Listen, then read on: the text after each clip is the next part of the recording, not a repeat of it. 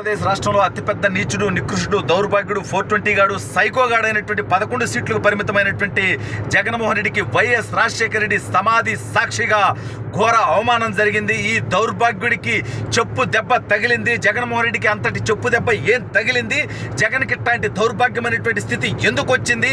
అసలు ఏంటా సంచలనమైనటువంటి విషయం అనేది ఈ వీడియోలో వివరించబోయే ముందుగా ఇప్పటి వరకు మన ఛానల్ సబ్స్క్రైబ్ చేయని వాళ్ళు ఖచ్చితంగా సబ్స్క్రైబ్ చేయండి. ఇక విషయానికి వస్తే, జగన్ అనేటువంటి 420 గాడు తన రాజకీయ జీవితం మొత్తాన్ని శవాలతోనే చేసినటువంటి విషయం మనందరికీ తెలుసు.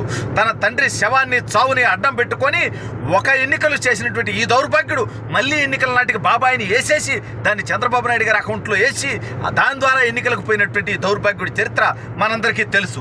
అయితే ఈసారి ఎన్నికలకు ముందు వాళ్ళ తల్లినో చెల్లినో ఎవరో ఒకరిని వేసేద్దామనేటువంటి నికృష్టపు ఆలోచన చేశాడు. ఇది తెలిసినటువంటి వైఎస్ విజయలక్ష్మి గారు ముందే ఇక్కడి నుంచి పరారీ అయిపోయి అమెరికాలో దాక్కొని సేఫ్ అయిపోయారు.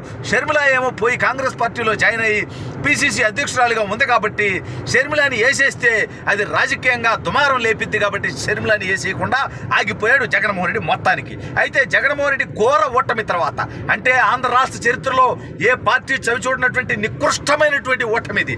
11 సీట్లకు పరిమితమైనటువంటి దౌర్భాగ్యపు ఓటమి జగన్మోహన్ రెడ్డికే వచ్చింది. అయితే దీని తర్వాత మొట్టమొదటిసారి వైఎస్ రాజశేఖర రెడ్డి జయంతి రావటం జరిగింది.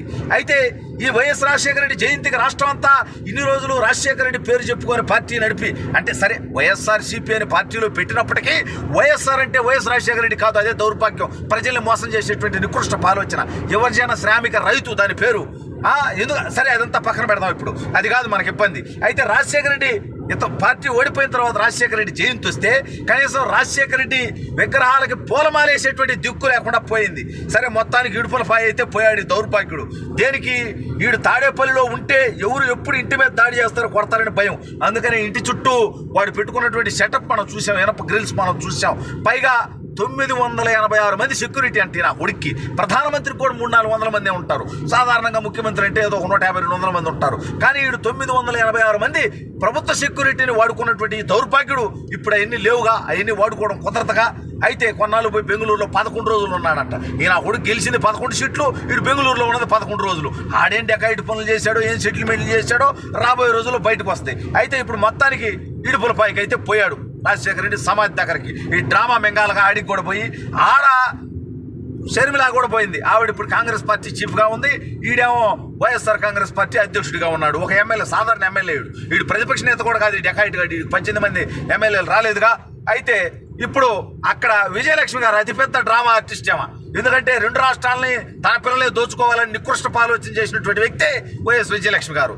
తన కుమారుడు ఎంత నికృష్ట పరిపాలన చేసినా దాని గురించి మాట్లాడకుండా కేవలం కూతురుకు ఓటేయమనింది. సరే ఇండైరెక్ట్గా కూతురు రాజన్న రాజ్యాన్ని తెస్తే రాజన్నకు అసలైనటువంటి వారసురాలు షర్మిలాని కడప ఎంపీగా గెలిపించమని చెప్పిందంటే జగన్మోహన్ రెడ్డి గారు రాజన్న వారసుడు కాదు అని చెప్పడం. అంటే ఈ జగన్మోహన్ రెడ్డి గారు ఎప్పుడైతే షర్మిల వైఎస్ఆర్ కాంగ్రెస్ పార్టీని వీడి పార్టీ పెట్టుకుందో, ఆ తర్వాత కాంగ్రెస్ పార్టీలోకి పోయిందో, అసలు రాజశేఖర రెడ్డికే పుట్టలేదు అని చెప్పి పుకారులు లేపించాడు. అంటే సొంత తల్లినే అవమానించినటువంటి నికృష్టుడు జగన్మోహన్ రెడ్డి. సొంత తల్లి క్యారెక్టర్ని, సొంత చెల్లి పుట్టుకని అవమానించినటువంటి దౌర్భాగ్యుడు. అయినా విజయలక్ష్మి గారు మరి కొడుకు మీద ప్రేమో లేకపోతే దగ్గరగా పోకపోతే రేపో మాపో వేసేసి దాన్ని షర్మిల అకౌంట్లో వేసి, చంద్రబాబు నాయుడు చెప్తే షర్మిల వేసేసింది విజయమని నా అకౌంట్లో వేయటానికి అని చెప్పి డ్రామా ఏమన్నా రక్తి కట్టిస్తాడేమో ఈ దొంగ నా కొడుకు అనేటువంటి భయంతోనో ఎందుకో విజయలక్ష్మి గారు అయితే మరి కొడుకు ప్రోగ్రాం కూడా పోవటం జరిగింది. ఆ తర్వాత మళ్ళీ కూతురు ప్రోగ్రాం కూడా పోవటం జరిగింది.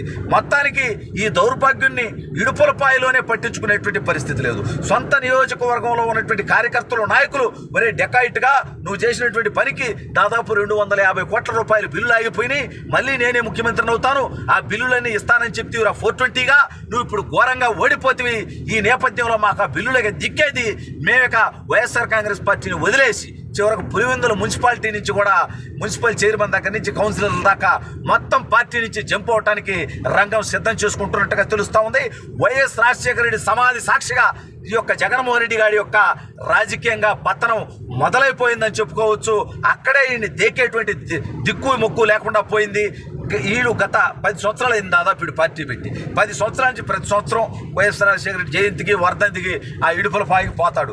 అక్కడ ప్రతిసారి కూడా జనాలంతా కూడా ఎట్లా ఒకటి విపరీతంగా వచ్చి ఆ కార్యక్రమాన్ని విజయవంతం చేసేవాడు. కానీ ఈ దౌర్భాగ్యుడి నికృష్ట పరిపాలన 5 సంవత్సరాలు చూసిన తర్వాత, వీడి ఘోర ఓటమి చూసిన తర్వాత, ఇక ఈయన్ని రాజశేఖర రెడ్డి వారసుడుగానో నాయకుడిగానో అంగీకరించడానికి సిద్ధంగా లేని వాళ్ళంతా కూడా ఇప్పుడు వైఎస్ షర్మిలతో నడవటానికి సిద్ధమైపోవడంతో జగన్మోహన్ రెడ్డికి సొంత తండ్రి సమాధి దగ్గరే చెప్పు దెబ్బ తగిలినట్టుగా అయిపోయింది. ఈ దౌర్భాగ్యుడు ఇప్పుడు మళ్ళీ పులివెందుల ఎమ్మెల్యేగా రాజీనామా చేసి కడప ఎంపీగా పోటీ చేసి అసెంబ్లీకి రాకుండా రఘురామకృష్ణరాజు గారి దగ్గర నుంచి చంద్రబాబు నాయుడు గారిని, లోకేష్ గారిని, వీళ్ళందరినీ కూడా అసెంబ్లీలో ఎదుర్కొనే పరిస్థితి నుంచి తప్పించుకోవడానికి ఈ డెకాయిట్ గాడు పులివెందులకు రాజీనామా చేయడానికి సిద్ధమవుతున్నాడు అనేటువంటి వార్తలు వస్తూ ఉన్నాయి. వీడు ఒకవేళ నిజంగా రాజీనామా చేసి కడప ఎంపీగా పోటీ చేసినా కూడా అక్కడ కూడా వీడు ఘోరంగా ఓడిపోతాడు.